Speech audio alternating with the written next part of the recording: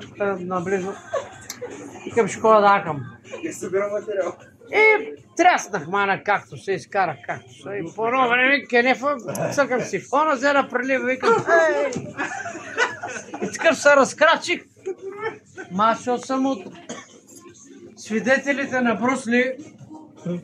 Свидетелите на Брусли школата и шпагати правя, мани. Водата тече и викам, Макарена! The next day, собственика на бара, пием заедно, вика, вика, мана, някой си изтряска в кенеф. Викам, какво станало, мана? Да видиш, викнахме един водопроводчик.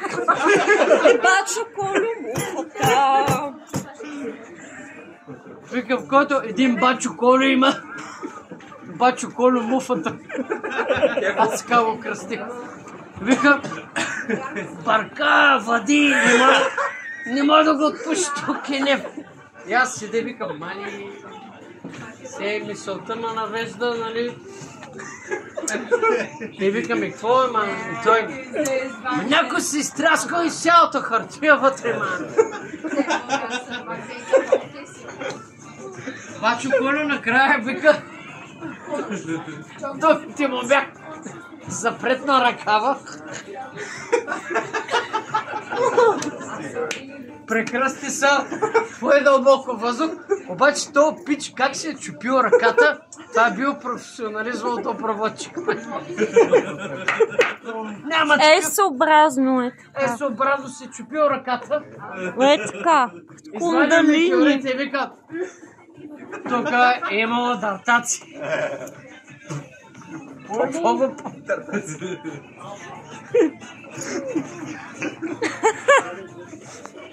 Дартаци. Викам, бе, и аз такъв се правя на свенлив, викам, как ги е познал?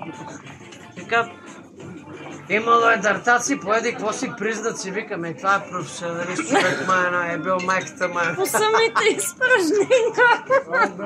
Прави исторически лайна. От преди новата ера. Той понеже се измъчи с това и оттам кактус. Като кажем кактус, ние се сещаме за тази смешна случка. И станахме бригада кактус. Смешна, на мен не ми беше смешно. Да, ама на нас не беше. Аз не знам, че той кенеф се запуши, мана.